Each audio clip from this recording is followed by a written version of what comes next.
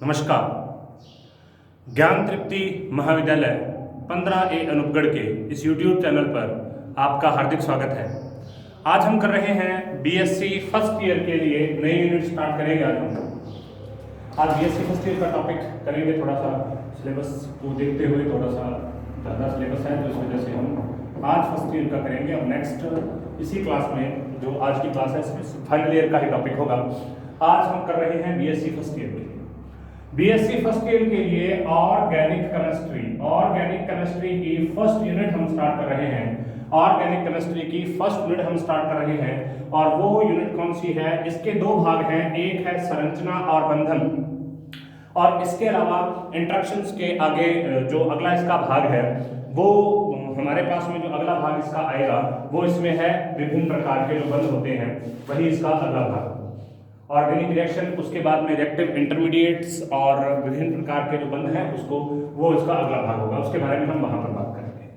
तो सबसे पहले ये जो टॉपिक है, ये जो यूनिट है, इसके अंदर संकरण है, हाइब्रिडाइजेशन, उसके अलावा इसके अंदर बॉन्ड लेंथ है, बंध लंबाई, उसके अलावा इसके अंदर बॉन्ड एंगल है, बंध कोण, उसके अलावा इसके अंदर बंध ऊर्जा है, बॉन्ड एनर्जी, उसके बाद में है लोकलाइज्ड एंड डीलोकलाइज्ड रासायनिक बंध, केंद्रीकृत और विकेंद्रीकृत रासायनिक बंध, उसके बाद इसमें है वान डेर वाल इंटरेक्शंस, उसके अलावा अंतर्निहित यौगिक इंक्लूजन कंपाउंड जिसको बोलते हैं, क्लैथरेट इसके अंदर है, आवेश स्थानांतरण संकुल है, अनुनाद है, अति संयुग्मन है, एरोमेटिकता, प्रेरणिक और क्षेत्रीय प्रभाव और हाइड्रोजन बंध। तो इन सब चीजों के बारे में हमको यहाँ पर पढ़ना है। ये आपने इन प्रभाव के बारे में 11th क्लास में पढ़ा होगा। आई इफेक्ट बोलते हैं इसको, plus I minus I, next हम इसको बोलते हैं plus E minus E plus R, ये यहाँ पर होता है प्लस आर माइनस आर, यहाँ प्लस एम माइनस एम। अति संयुग्मन होता है बिना बंध का अनुनाद, मतलब resonance without bond. Resonating structures के अंदर आपने बेंजीन के अंदर देखी होगी 12th में किस तरीके से बॉन्ड घूमते हैं, आवेश स्थानांतरण संकुल, क्लैथरेट वगैरह, इन सब चीजों के बारे में हम बात करेंगे। सबसे पहले हम स्टार्ट कर रहे हैं कि रासायनिक बंध क्या होता है। रासायनिक बंध का मतलब है कि हमारे पास में ये A है और इसके साथ में हमने B को जोड़ दिया और इससे क्या बन गया AB। तो इस AB को जोड़ने वाली, जिससे ये AB जुड़ा हुआ है, इस जोड़ने वाली शक्ति का नाम क्या होता है? इस जोड़ने वाली शक्ति को ही हम रासायनिक बंध कह देते हैं। रासायनिक बंध जो होता है वो तीन प्रकार के मुख्यतः माने जाते हैं। आयनों के बीच में आयनिक बंध, सहसंयोजक सांझे द्वारा, रूप सहसंयोजक जिसमें एक अपनी जगह देगा और दूसरा उसमें अपने इलेक्ट्रॉन्स देगा। इन सभी के बारे में हम बात करेंगे। जब दो अथवा अधिक परमाणु परस्पर संयोग कर एक अणु बनाते हैं, ये दो परमाणु हैं, इन्होंने परस्पर जुड़े, संयोग किया और एक अणु बना लिया, तो जिस शक्ति के द्वारा अणु में उपस्थित परमाणु परस्पर जुड़े रहेंगे या बंधे रहेंगे उसे रासायनिक बंधन कहते हैं। वापस देखिए, जब दो अथवा अधिक परमाणु परस्पर संयोग कर एक अणु बनाते हैं तो जिस शक्ति के द्वारा अणु में उपस्थित परमाणु परस्पर जुड़े रहते हैं या बंधे रहते हैं, ये वाली जो है, तो इसको हम क्या बोलते हैं? केमिकल बॉन्डिंग या रासायनिक बंधन। रासायनिक बंधन के सिद्धांत के बारे में हम बात करेंगे और क्या क्या इसके प्रकार हैं उनके बारे में भी हम यहाँ पर डिस्कस करेंगे। तो देखिए, रासायनिक बंधन के सिद्धांत, सबसे पहली बात और सबसे मुख्य बात तो यह है कि इस जो प्रकृति है उसमें जितने भी तत्व पाए जाते हैं वो अपने आप को स्टेबल करने का प्रयास करते हैं। चाहे वो इलेक्ट्रॉन को देकर अपने आप को स्टेबल करें, चाहे वो इलेक्ट्रॉन को ग्रहण करके अपने आप को स्टेबल करें, या इलेक्ट्रॉन का शेयरिंग करके अपने आप को स्टेबल करें, या और किसी भी तरीके से स्टेबल करें। किसी भी तरीके से अगर वो खुद को स्टेबल करते हैं, उसके कारण वो क्या करते हैं? बॉन्ड्स का फॉर्मेशन करते हैं। अब बॉन्ड का फॉर्मेशन तीन प्रकार का होता है। एक होता है आयनिक बंध, आयनिक और इलेक्ट्रोवैलेंट बॉन्ड, दूसरा होता है सहसंयोजक जिसको कोवैलेंट बॉन्ड बोलते हैं, और तीसरा जो होता है वो होता है उपसहसंयोजक जिसको कोऑर्डिनेट बॉन्ड बोलते हैं। अब आयनिक बंध का मतलब क्या है? वह बंध जो आयनों के बीच में पाया जाता है। आयनों के मध्य, जो बंध आयनों के मध्य पाया जाता है उसे हम क्या कहते हैं? उसे आयनिक बंध कहते हैं। जो बंध आयनों के मध्य पाया जाता है उसे हम आयनिक बंध कहते हैं।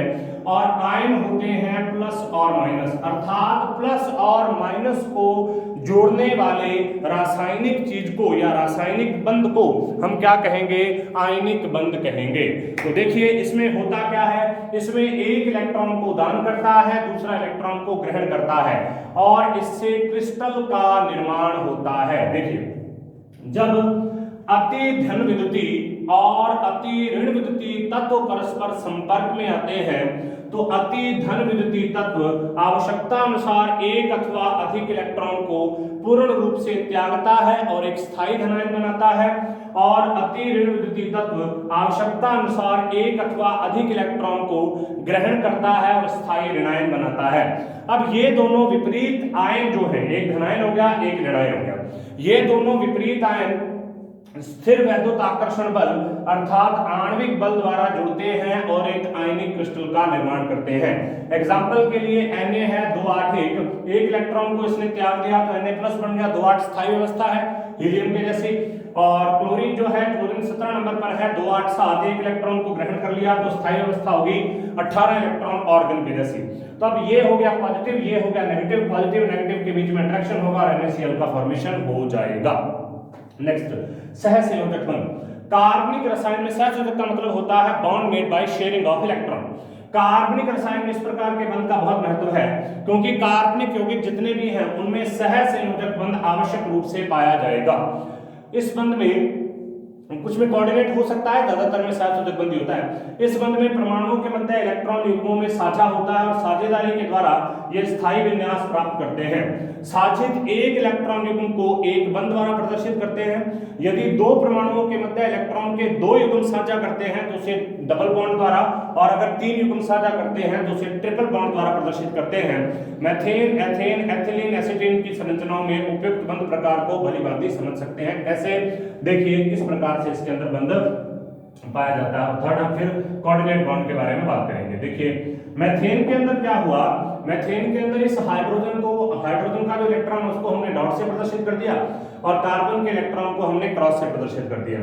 तो इसका मतलब यह है इस हाइड्रोजन के एक इलेक्ट्रॉन और कार्बन के एक इलेक्ट्रॉन ने, इस हाइड्रोजन के एक इलेक्ट्रॉन और कार्बन के एक इलेक्ट्रॉन ने, और इस हाइड्रोजन के एक इलेक्ट्रॉन कार्बन के एक इलेक्ट्रॉन ने आपस में जुड़े यहां पर बॉन्ड बना दिया, यहां पर बॉन्ड बना दिया, यहां पर बॉन्ड बना दिया, यहां पर बॉन्ड बना दिया, चारों तरफ बॉन्ड बनाकर मीथेन का निर्माण कर दिया।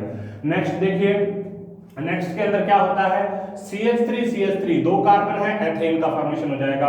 उसके बाद में एथिलीन, देखो यहां पर दो ये रहे तो डबल बॉन्ड आ गया, तो क्या बन गया CH डबल बॉन्ड CH, ठीक है, एथिलीन बन गया।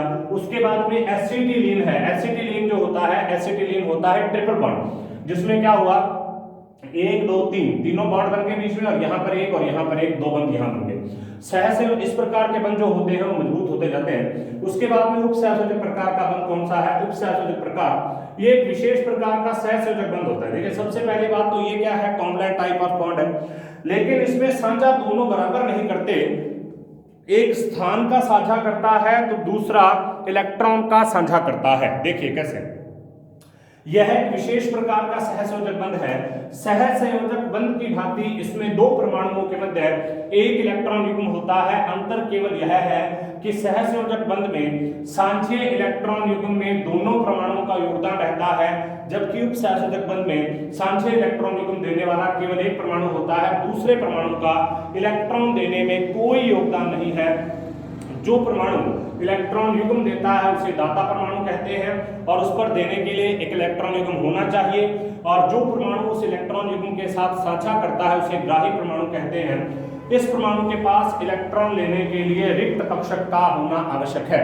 मतलब दाता के पास तो इलेक्ट्रॉन देने के लिए कक्षक होने चाहिए और ग्राही के पास इलेक्ट्रॉन लेने के लिए कक्षक होने चाहिए। दाता के पास तो इलेक्ट्रॉन देने के लिए इलेक्ट्रॉन होने चाहिए और ग्राही के पास इलेक्ट्रॉन लेने के लिए कक्षक होने चाहिए। ठीक है, इस बंध को तीर द्वारा प्रदर्शित करते हैं और इसकी जो नोक होती है ये वाली, वो उस तरफ दर्शाई जाती है जिस तरफ इलेक्ट्रॉन जा रहे हैं, मतलब ग्राही परमाणु की तरफ दर्शाई जाती है। ये होता है RNC, alkyl isocyanide, RNC alkyl isocyanide. इस प्रकार के यौगिकों के गुण सहसंयोजक यौगिकों की भांति होते हैं। इस बंध द्वारा जुड़े दोनों परमाणुओं पर फॉर्मल आवेश आ जाता है। दाता परमाणु पर +1 और ग्राही परमाणु पर -1 फॉर्मल आवेश आता है।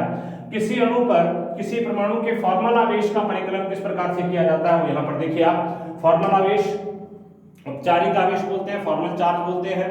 तो वो कैसे ज्ञात किया जाएगा? देखो, परमाणु की समूह संख्या, कौन से समूह से है वो, कौन से वर्ग से है, असहभाजित इलेक्ट्रॉन उसमें कितने हैं, और सहसंयोजक बंधों की संख्या कितने हैं। परमाणु की समूह संख्या माइनस असहभाजित इलेक्ट्रॉन की संख्या प्लस सहसंयोजक बंधों की संख्या। उदाहरण के लिए एल्केन आइसोसाइनाइड में कार्बन का फॉर्मल आवेश, कार्बन चौथे ग्रुप में है, तो 4 माइनस 2 प्लस 3, 4 माइनस 5 बराबर 1, माइनस 1। नाइट्रोजन का फॉर्मूला आवेश 5 माइनस 4 बराबर प्लस 1। तो सहसंयोजक बंध की प्रकृति, सहसंयोजक बंध की प्रकृति को समझाने के लिए कई प्रकार के सिद्धांत दिए गए, जिसमें से पहला सिद्धांत है वॉन हॉफ तथा ली-बेल का सिद्धांत। वॉन हॉफ तथा ली-बेल का सिद्धांत, ये वॉन हॉफ और ली-बेल का जो सिद्धांत है ये 1874 में दिया गया। अब इन्होंने ये कहा कि कार्बन की चारों संयोजकताएं चतुष्फलकीय रूप से विन्यासित होती हैं, क्योंकि कार्बन की चारों संयोजकताएं क्या होंगी, चारों संयोजकताएं समान होंगी। अब 4 इलेक्ट्रॉन होते हैं कार्बन में, अर्थात कार्बन चतुर्संयोजी तत्व है। चतुर्संयोजी के कारण वो क्या हो सकता है, समतलीय भी हो सकता है, सारे के सारे एक ही तल में हो। दूसरा पायरामिडियल भी हो सकता है, और तीसरा चतुष्फलकीय भी हो सकता है। 3 प्रकार की व्यवस्थाएं उसके अंदर हो सकती हैं। प्लेनर हो सकता है, पिरामिडियल हो सकता है, टेट्राहेड्रल हो सकता है। ठीक है, अब देखिए नेक्स्ट। लेकिन ये कहा गया कि कार्बन की जो संयोजकता होती है, ये कार्बन की जो व्यवस्था होती है, ये चतुष्फलकीय प्रकार की होती है। और क्यों चतुष्फलकीय प्रकार की होती है उसके बारे में हम बात करते हैं। देखिए, सबसे पहले उदाहरण के लिए मेथेन CH4 के चारों हाइड्रोजन परमाणुओं की प्रकृति एकदम समान है। इसके अतिरिक्त देखो, ये समतलीय हो सकता था, ये पिरामिडियल हो सकता था, और ये टेट्राहेड्रल हो सकता था। ठीक है, यदि कार्बन की चारों संयोजकताएं समतलीय होती अथवा पिरामिडियल होती तो केवल 2 ही रूप बनते इसके, एक ये, एक ये। ठीक है, यहां इसके अंदर यही बनता, यहां और यहां, ये CH इसके ऊपर वाले तो बनते नहीं, इसके अगर बनते हैं तो इस तरीके से बन सकते हैं, परंतु ऐसा होता नहीं। कार्बन की चारों संयोजकताएं चतुष्फलकीय आकार में होती हैं, और जब ये देखा गया तो ये पाया गया कि इनके बीच का जो बॉन्ड एंगल होता है 109 डिग्री 28 मिनट है। और अगर ये 109 डिग्री 28 मिनट है तो इसका मतलब कार्बन जो होता है ये अपने बंधों के साथ हमेशा चतुष्फलकीय प्रकार की आकृति में ही पाया जाता है। इस प्रकार से चतुष्फलकीय आकृति में पाया जाता है। देखिए, इसके जो 3 फलक होते हैं, ये 3 फलक तो पाए जाते हैं तल में, एक फलक ऊपर से ऐसे, 2 फलक नीचे, तो ये तीनों के तीनों तो एक प्लेन में हो गए। चौथा जो फलक होता है वो या तो आगे की तरफ हो सकता है या पीछे की तरफ हो सकता है।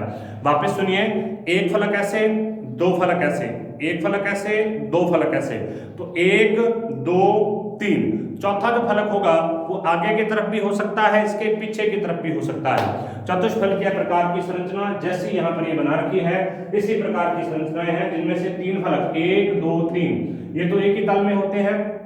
चौथा फलक बाहर की तरफ भी हो सकता है, अंदर की तरफ भी हो सकता है। उसके बाद है सहसंयोजक बंध की MOT, सहसंयोजक बंध की आणविक कक्षक अवधारणा। आधुनिक अवधारणाओं के अनुसार कक्षक नाभिक के चारों ओर अंतरिक्ष में वह स्थान है जहां इलेक्ट्रॉन के पाए जाने की संभावना सर्वाधिक होगी। किसी एक नाभिक से बंधा हुआ जो कक्षक होता है उसे परमाणु कक्षक कहते हैं, जबकि अगर एक से अधिक नाभिक से बंधा हुआ कोई कक्षक हो तो उसे आणविक कक्षक कहा जाता है। तो परमाणु और आणविक कक्षक क्या है? एक नाभिक से बना हुआ कक्षक क्या कहलाता है? एक नाभिक से बना हुआ कक्षक जो है वो कहलाता है परमाणविक कक्षक, और एक से अधिक नाभिकों से बंधा हुआ कक्षक क्या कहलाता है? आणविक कक्षक कहलाता है। नेक्स्ट, इन अवधारणाओं के अनुसार अयुग्मित इलेक्ट्रॉन युक्त परमाणुीय कक्षकों के अतिव्यापन से सहसंयोजक बंध बनते हैं। अयुग्मित इलेक्ट्रॉन युक्त परमाणुीय कक्षक जब अतिव्यापन करेंगे तो उससे सहसंयोजक बंध बनेंगे। क्योंकि विभिन्न कक्षकों के आकार अलग अलग होते हैं, अतः विभिन्न सहसंयोजक बंधों की प्रकृति भी अलग अलग होगी और आकृति भी अलग अलग होगी। सहसंयोजक बंध 2 प्रकार के होते हैं, सिग्मा भी हो सकते हैं, पाई भी हो सकते हैं, इसके अलावा डेल्टा भी होते हैं। हमारे यहाँ पर 2 हैं तो हम 2 के बारे में ही बात करेंगे। आप ये जानते हैं कि सिग्मा बंध कब बनता है? जब कक्षक आपस में समकक्षीय अतिव्यापन करते हैं तो उससे बनने वाला बंध सिग्मा बंध कहलाता है, और जब कक्षक आपस में पार्श्वीय समपार्श्वीय अतिव्यापन करते हैं तो उससे बनने वाला बंध पाई बंध कहलाता है। ध्यान देने की बात यह है कि सिग्मा बंध अकेला हो सकता है, लेकिन पाई बंध कभी भी अकेला नहीं होता, सिग्मा बंध के साथ ही पाया जाएगा। ठीक है, तो अब देखो एस कक्षक दो प्रकार के बंधों का निर्माण करता है, अगर अकेले एस कक्षक का ही अतिव्यापन होगा तो उससे 100% सिग्मा बंध ही बनेगा। अगर अकेले एस कक्षक का मतलब एस के साथ में एस का अतिव्यापन होगा तो उससे 100% सिग्मा बंध बनेगा।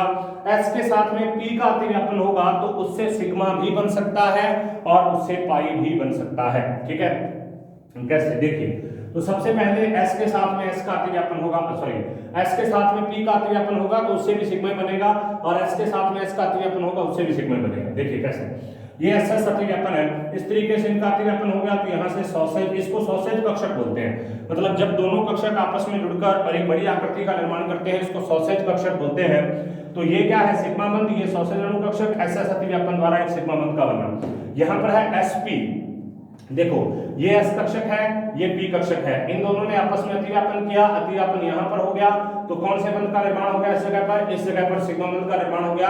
और इसको कंप्लीटली क्या बोलते हैं, सॉसेज मॉलिक्यूलर ऑर्बिटल सॉसेज अणु कक्षक। तो इसका मतलब S जो होता है S, ये किसका निर्माण करता है, सिग्मा बंध का। S हमेशा सिग्मा बंध का निर्माण करता है। उसके बाद में PP का समक्षीय अतिव्यापन, P दो प्रकार के बंध बना सकता है, P सिग्मा बंध भी बना सकता है और पाई बंध भी बना सकता है। सिग्मा बंध कब बनाएगा, जब इसका समक्षीय अतिव्यापन होगा, और पाई बंध कब बनाएगा, जब इसका पार्श्वीय अतिव्यापन होगा। तो देखिए सबसे पहले डायग्राम, इससे पहले आप इस डायग्राम को नोट कर लीजिए, इस डायग्राम को आप नोट कर लीजिए।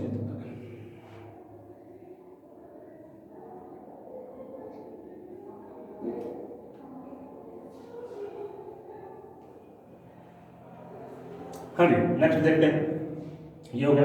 अब इसके बाद में PP समाक्ष, समाक्ष का मतलब होता है एक ही अक्ष पर, कोएक्सियल और कोलैटरल। देखो जब दो P कक्षक अपने अपने नाभिकों के अक्ष पर अतिव्यापन करते हैं तो एक सिग्मा बंध बनता है, यह एक मजबूत बंध है। और इसका बनना किस प्रकार से प्रदर्शित करते हैं, देखो ये P और P आपस में अतिव्यापन करेंगे, अतिव्यापन करने से यहाँ पर ये अतिव्यापन हो गया, इसका सॉसेज अणु कक्षक का निर्माण हो गया, तो PP अतिव्यापन द्वारा एक सिग्मा बंध का निर्माण हो जाएगा। ठीक है, तो ये तो हो गया PP अतिव्यापन। लेकिन ये अतिव्यापन कौन सा है, ये अतिव्यापन है समअक्षीय, समअक्षीय या समाक्ष प्रकार का अतिव्यापन है।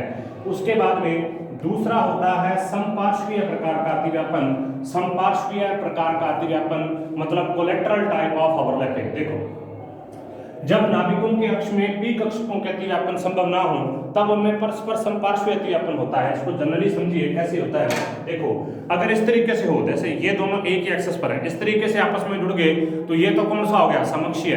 और अगर ये इस तरीके से जुड़ते हैं ऐसे, ये तो जुड़े और इसके अलावा ये भी जुड़ गए, ये इस तरीके से जुड़े, मतलब यहाँ से और यहाँ से इस तरीके से जुड़ते हैं तो इसको बोलते हैं समपार्श्वीय। मतलब साइड वाइज अगर कोई जुड़ता है तो उसको कोलैटरल बोलते हैं, और इस तरीके से अगर कोई जुड़ता है तो उसको हम क्या बोलते हैं, कोएक्सियल बोलते हैं।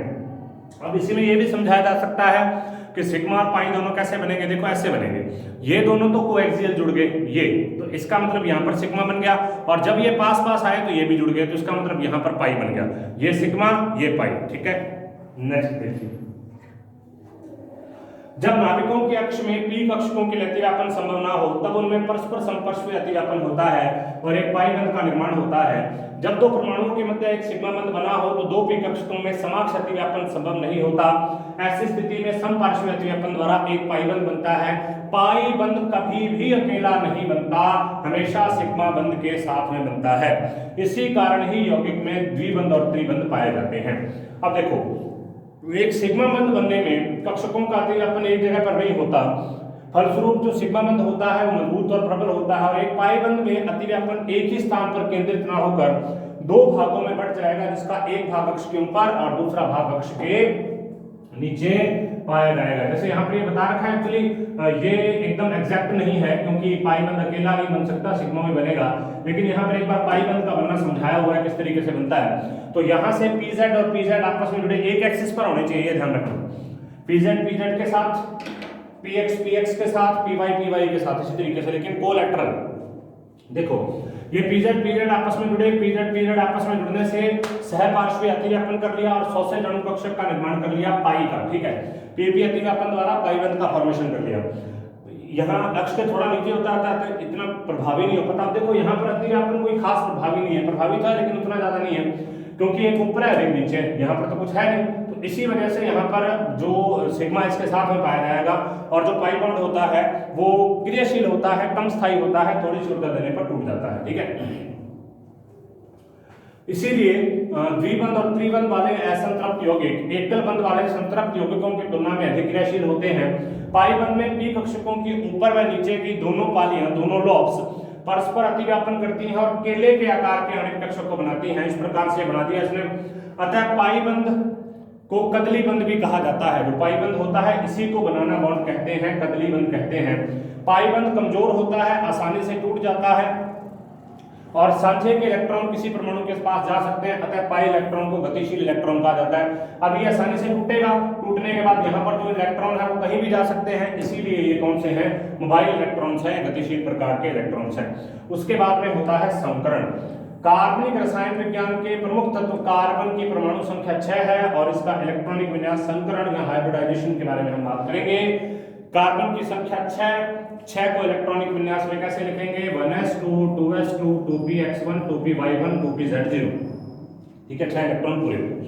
अब यहाँ पर क्या होगा, यहाँ पर ये किस प्रकार से दूसरों के साथ में जुड़कर अपनी संरचना का निर्माण करता है, किस प्रकार से कौन से बंध बनाता है, इनको बताने के लिए 1931 में पॉलिंग एक साइंटिस्ट थे जिन्होंने संकरण की खोज की, संकरण के बारे में बताया। इनके अनुसार रासायनिक क्रिया में भाग लेने से पहले कक्षकों का संकरण होता है। संकरण में कुछ कक्षक जिनकी ऊर्जा लगभग समान है परस्पर मिलकर उतने ही नए कक्षकों का निर्माण करते हैं जिनकी ऊर्जा व आकार बिल्कुल समान होता है। तो ध्यान रखिए, संकरण क्या है, वह प्रोसेस जिसमें दो कक्षक या दो से अधिक भी हो सकते हैं, वह प्रोसेस जिसमें दो या दो से अधिक ऐसे कक्षक जिनकी आकृति भिन्न हो और ऊर्जा लगभग समान हो आपस में मिलकर अतिव्यापित होते हैं एवं अतिव्यापित होकर उतनी ही संख्या में नए कक्षकों का निर्माण करते हैं और ऐसे नए कक्षकों की ऊर्जा और आकृति दोनों समान होती हैं। इन्हें इस प्रोसेस को संकरण और ऐसे कक्षकों को संकरित कक्षक कहा जाता है। इस प्रकार नए बने हुए कक्षकों को संकरित कक्षक और इस प्रक्रिया को संकरण कहते हैं। ये कक्षक अधिक दिशात्मक होते हैं और प्रभावी अतिव्यापन कर सकते हैं, अतः मजबूत सहसंयोजक बंध बनाते हैं। मतलब संकरण द्वारा मजबूत प्रकार के सहसंयोजक बंध का निर्माण होता है, मजबूत प्रकार के सहसंयोजक बंध का निर्माण होता है। ठीक है, अब देखिए संकरण के प्रकार कौन कौन से हैं। कार्बनिक रसायन विज्ञान में संकरण के 3 ही प्रकार होते हैं। एक प्रकार होता है sp3 जिसमें 1 s और 3 p होंगे। दूसरा प्रकार होगा sp2 जिसमें 1 s और 2 p होंगे। तीसरा प्रकार होगा sp जिसमें 1 s और 1 p होगा। ठीक है, तो यहाँ पर कार्बनिक रसायन विज्ञान में 3 ही प्रकार के संकरण होते हैं। सबसे पहले sp3 संकरण। sp3 संकरण मेथेन, एथेन, सिंगल बॉन्ड वाले जितने भी कार्बनिक यौगिक हैं उन सभी में sp3 संकरण ही पाया जाता है लगभग। तो sp3 संकरण में अर्थात 1 s और 3 p कक्षकों का संकरण होना। जब 1 s देखो 1 s और 3 p कौन कौन से हैं, py हो गया, pz हो गया, px हो गया, आपस में जुड़ेंगे और 4 sp3 कक्षकों का 1 2 3 4 sp3 कक्षकों को चतुष्फलकीय रूप से व्यवस्थित कर देंगे तो इसको sp3 संकरण कहेंगे। और इसमें sp3 संकरण में आकृति चतुष्फलकीय होती है, बंध कोण 109 डिग्री 28 मिनट का होता है। नेक्स्ट देखिए, मेथेन, एथेन और एल्केन में sp3 संकरण पाया जाता है और इनके अणु कक्षक चित्र यहाँ पर बना रखे हैं। देखो CH4 का अणु कक्षक ये है, ये तो इसका sp3 संकरण हो गया। यहाँ पर हाइड्रोजन, यहाँ पर हाइड्रोजन, यहाँ पर हाइड्रोजन, यहाँ पर हाइड्रोजन, तो आपस में चतुष्फलकीय आकार में जुड़े होंगे। एथेन में देखिए, एथेन का मॉडल कई बार पूछा जाता है। तो एथेन में देखिए यहाँ पर बॉन्ड बना लिया। अब एथेन के अंदर 3 ये इन दोनों ने आपस में बॉन्ड बना लिया, इस कार्बन के इस कक्षक ने इस कक्षक ने, sp3 होते हैं सारे के सारे कक्षक। तो यहाँ पर इन्होंने तो बॉन्ड बना लिया, बाकी बचे हुए 3 के साथ में 3 हाइड्रोजन, इधर वाले 3 के साथ में 3 हाइड्रोजन जुड़ जाएंगे, 109 डिग्री 28 मिनट का बंध बना लेंगे sp2। देखिए इस संकरण में 1 s और 2 p कक्षक संकरण में भाग लेकर समान ऊर्जा वाले 3 sp2 कक्षक बनाते हैं। अब तीनों का आकार प्लेनर, ट्रायंगुलर या ट्राइगोनल होता है, अतः 2 sp2 कक्षक परस्पर 120 डिग्री का कोण बनाते हैं। ऐसी स्थिति में pz कक्षक कार्बन के पास बच जाएगा जो पाई बंध बनाता है और पाई बंध का तात्पर्य है द्विबंध। अब देखो कैसे, यहां पर देखिए sp2 संकरण, sp2 संकरण देखिए कैसे, देखो एक S 2p कक्षक आपस में जुड़ गए, तो 3 sp2 कक्षकों का निर्माण कर दिया, 1 2 और 3। अब देखो दो ही जुड़े हैं, टोटल हमारे पास होते कितने हैं 3, तो 3 में से एक जो बच गया आपस में कौन सा अतिव्यापन करेगा, पार्श्वीय। एग्जांपल यहां पर दे रखा है, किसका एग्जांपल है, CH2 डबल बॉन्ड CH2 का, CH2 डबल बॉन्ड CH2 जिसको एथीन एथिलीन कहा जाता है, द्विबंध युक्त कार्बनिक यौगिक होता है, द्विबंध युक्त कार्बनिक यौगिक होता है। इसकी संरचना भी आपको बड़े ध्यान से पता होनी चाहिए।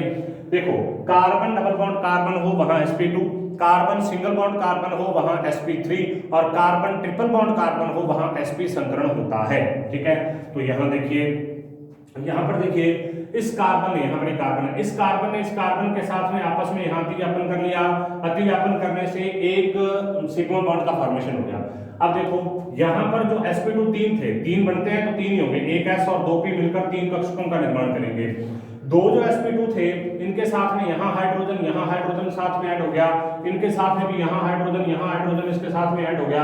अब ये दो बच गए, pz बच गया, मतलब इसका भी pz इसका भी pz आपस में बच गया। जब ये पास पास आएंगे, पास पास आने से pz के साथ में पार्श्वीय अतिव्यापन करेगा, और पार्श्वीय अतिव्यापन करके डबल बॉन्ड का फॉर्मेशन करेगा। मतलब ये वाला बॉन्ड कौन सा है, सिग्मा, ये वाला कौन सा है, पाई, और पाई के अंदर अभी हमने पढ़ा था कि उसकी एक लॉब नीचे होती है, एक लॉब ऊपर होती है। तो देखो यहां से दोनों चीजों का आ रहा है इस तरीके से, तो ये कौन से हो गए, समक्षीय अतिव्यापन, और ऊपर वाले दोनों आपस में जुड़कर कैसे बन गए, समपार्श्वीय अतिव्यापन। तो यहां पर आपको ये पता चल रहा है कि सिग्मा बंध बनने के बाद, सिग्मा बंध बना तब ये पास पास आए, पास पास आने के बाद ही ये दोनों पार्श्वीय रूप से आपस में मिल सकते हैं।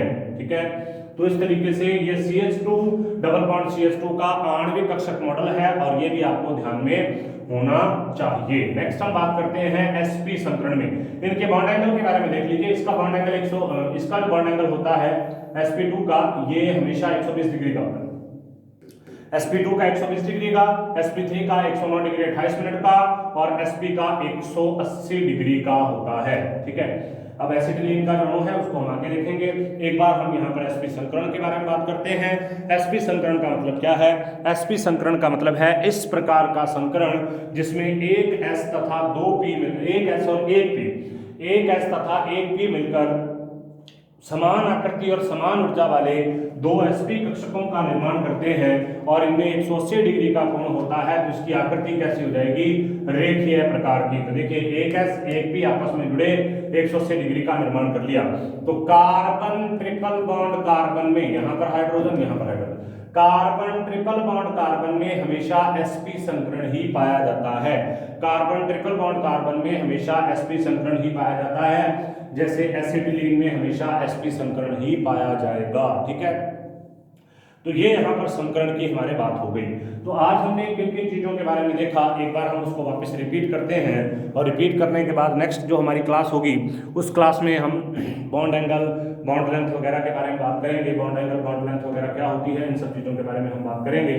तो सबसे पहले हम देखते हैं कि आज हमने किन किन चीज़ों के बारे में डिस्कशन किया। हाँ जी, सबसे पहले हमने बात की कि हमारे पास सिलेबस क्या क्या है, कौन कौन सी चीजें हमें पढ़नी है, और कौन कौन सी चीजें हम किस किस प्रकार से पढ़ेंगे। इस यूनिट में संकरण बंध, लंबाई बंध, कोण बंध, ऊर्जा केंद्रीकृत, विकेंद्रीकृत, रासायनिक बंध, वान डेर वाल अनुक्रिया, अंतर्निहित यौगिक थ्रेड, आवेश स्थानांतरण, संकुलन, नाद, अतिशयोक्ति, एरोमेटिकता, प्रेरणिक और क्षेत्रीय प्रभाव, और हाइड्रोजन बंधन, ये सब पढ़ेंगे। रासायनिक बंध क्या है, दो परमाणु आपस में मिलकर अणु का निर्माण करते हैं, और जिस शक्ति के द्वारा वह परमाणु जुड़े रहते हैं उसको रासायनिक बंधन कहते हैं। रासायनिक बंधन के सिद्धांत कौन कौन से हैं, आयनिक बंध, तीन प्रकार के रासायनिक बंध होते हैं। एक आयनिक बंध होता है जो आयनों में होता है, एक सहसंयोजक बंध होता है जो इलेक्ट्रॉन के साझे द्वारा, सहसंयोजक बंध तीन प्रकार के, अगर एक ही साझा है तो उसमें सिंगल बॉन्ड, दो इलेक्ट्रॉन का साझा है तो उसमें डबल बॉन्ड, और तीन इलेक्ट्रॉन का साझा है तो उसमें ट्रिपल बॉन्ड की संभावनाएं, ट्रिपल बॉन्ड बनता है। उसके बाद हमने बात की कि ये कौन कौन से यौगिक हैं, उनकी संरचनाओं के बारे में हमने यहाँ पर बात की। उसके बाद में हमने बात की उपसहसंयोजक बंध की। उपसहसंयोजक बंध के अंदर एक विशेष अवधारणा है, इसमें दाता और ग्राही का कंसेप्ट चलता है। दाता हमेशा इलेक्ट्रॉन को दान करता है और ग्राही हमेशा इलेक्ट्रॉन को ग्रहण करने का काम करता है। ठीक है, तो इस तरीके से यहाँ पर जैसे इसके अंदर, और हमेशा हम ये ध्यान रखेंगे कि कोऑर्डिनेट बॉन्ड या उपसहसंयोजक बंध को हमेशा एक तीर के निशान के द्वारा दर्शाया जाता है, जिसमें तीर के निशान का जो सिरा है वो उस तरफ रहेगा जिस तरफ ग्राही परमाणु होता है। ठीक है, नेक्स्ट हमने बात की सहसंयोजक बंध की प्रकृति। सहसंयोजक बंध की प्रकृति के अंदर हमने बॉन्ड ऑफ और लीबेल सिद्धांत के बारे में बात की। हमने देखा कि सहसंयोजक बंध के आधार पर कार्बन 3 रूपों में रह सकता है। कौन कौन से रूप हो सकते हैं? वो समतलीय हो सकता है, वो पिरामिडल हो सकता है, वो चतुष्फलकीय हो सकता है। लेकिन चतुष्फलकीय ही होता है, क्योंकि अगर वो समतलीय पिरामिड होता तो उसके 2 समवायी रूपों में पाया जाता, जबकि ऐसा नहीं है, तो ऐसा होता ही नहीं है। अतः कार्बन की चारों संयुक्त चतुष्फलकीय आकार में होनी चाहिए। और दूसरा हमने देखा कि इसके बीच का जब बॉन्ड एंगल देखा गया तो वो 109 डिग्री 28 मिनट आया, तो इसका मतलब ये हमेशा ही चतुष्फलकीय प्रकार से इस तरीके से चतुष्फलकीय आकार के अंदर रहता है। उसके बाद है सहसंयोजक बंध की आणविक कक्षक उदाहरण। इसमें ये कहा गया कि अगर कोई इलेक्ट्रॉन एक ही नाभिक से बंधा हुआ हो तो उसको परमाणु कक्षक कहते हैं, और अगर कोई इलेक्ट्रॉन एक से अधिक नाभिकों से बंधा हो तो उसको आणविक कक्षक कहते हैं। तो यहाँ पर आप देखेंगे कौन कौन से परमाणु कौन कौन से आणविक हैं। तो यहाँ पर देखिए सबसे पहले बंध कैसे बनेंगे, सिग्मा और पाई बंध। सिग्मा बंध हमेशा किस प्रकार से बनेगा? हमेशा समकक्षीय अतिव्यापन से, एस और एस के अतिव्यापन से, पी और पी के अतिव्यापन से, एस और पी के अतिव्यापन से।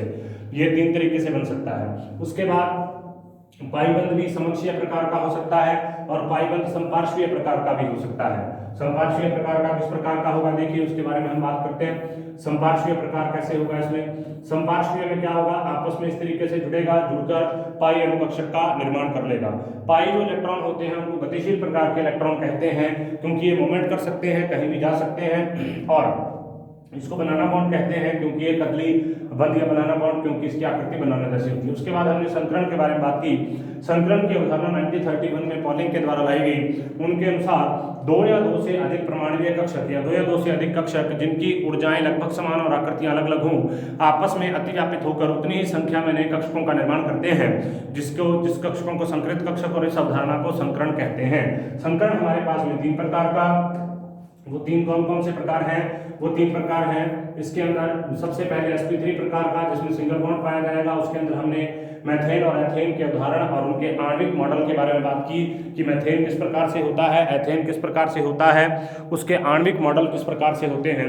उसके बाद हमने बात की sp2 संकरण के बारे में। sp2 संकरण की आकृति यहाँ ध्यान रखनी है। जो sp3 संकरण है उसकी आकृति हमेशा चतुष्फलकीय होती है, sp2 की हमेशा त्रिभुजाकार या ट्राइगोनल होती है, और sp संकरण की हमेशा रेखीय प्रकार की होती है। नेक्स्ट हमने बात की यहाँ पर जो हमारे पास संकरण होता है sp2 का।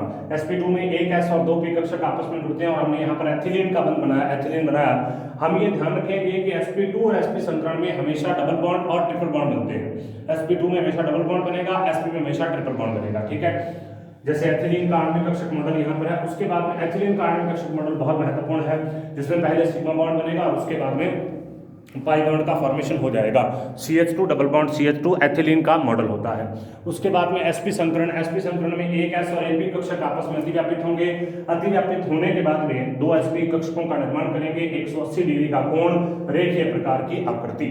तो इसका एक उदाहरण होता है CH ट्रिपल बॉन्ड CH। इस प्रकार से आज हमने संकरण को कंप्लीट किया, बंधों के बनने को कंप्लीट किया। नेक्स्ट क्लास में हम बंध लंबाई और अन्य चीजों के बारे में बात करेंगे। तब तक आप इस वीडियो को देखते रहें, और अगर आपको कोई भी प्रॉब्लम हो तो आप संपर्क कर सकते हैं या आप कमेंट कर सकते हैं। धन्यवाद।